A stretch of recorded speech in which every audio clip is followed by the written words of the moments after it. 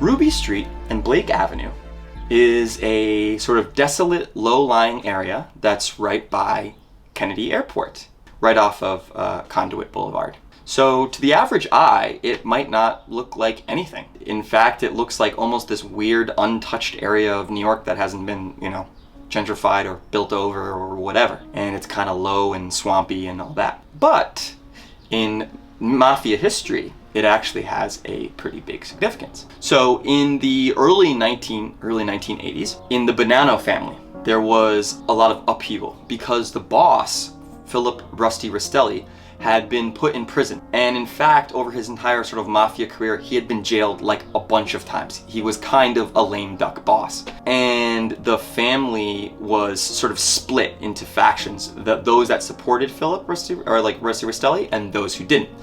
And there was these guys, they were called the three captains. So there were sort of three captains or lieutenants in the family.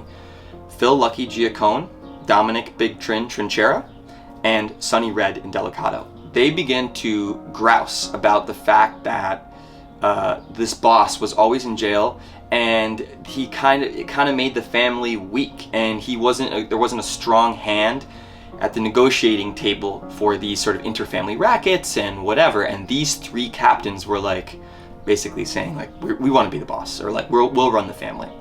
And the commission, the other mafia families and bosses, they didn't want that because the boss stays the boss for life. Once you're the boss, that's it. You either step down or you die. So then on the other side, there was a faction of people that were loyal to Philip Rastelli. And one of those guys was Joe Massino. And one of the reasons he was so loyal to him was because Rusty Rastelli had actually made Joe Massino into the mafia and was kind of like his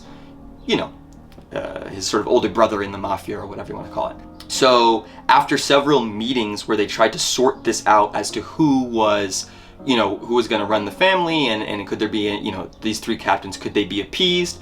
It sort of got nowhere. And initially the commission, the other bosses and stuff, they didn't want any fighting or bloodshed or shooting, anything like that, because it brought around cops and, the press and everything. But finally, after butting heads a bunch of times, there was no way that they were going to be able to solve their differences. So Joe Massino went to the boss of the Gambino family, Paul Castellano, and he was sort of de facto the most powerful boss in New York.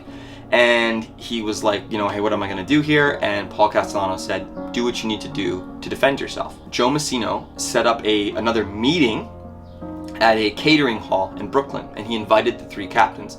But of course, they had no interest in really solving the problem. They were just going to kill them. And he also, Joe Massino also brought in Zip hitmen, mobsters from Canada who were originally made in Italy. He brought them down to New York to assist in the killing.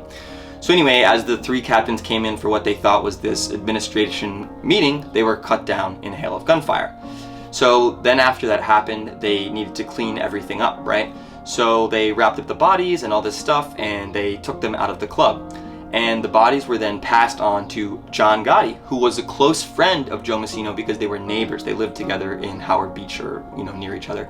And also Paul Castellano, the boss of the Gambino family, told John Gotti to help in the in dealing with this murder. So they took the bodies to this Ruby Street and Blake Avenue, which was near the airport and near John Gotti's house, and they buried the bodies in a vacant lot. This vacant lot that appears in this video. And it didn't really take long for the discovery to be made. Some kids were playing stickball in the vacant lot, and they saw a hand sticking out of the dirt that had a several $1,000 Cartier watch on it, and this was the body of Sonny Red. The cops and the FBI and everyone came, they dug up the body, but they didn't find the body of the two other captains.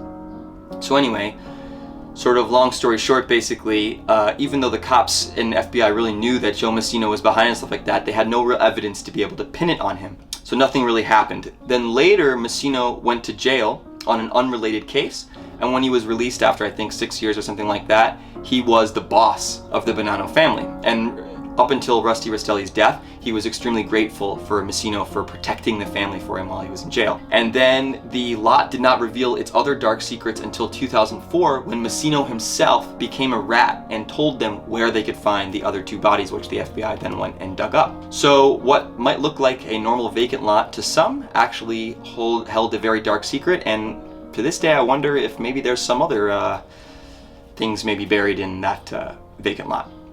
So anyway, that's this episode of Mafia Locations.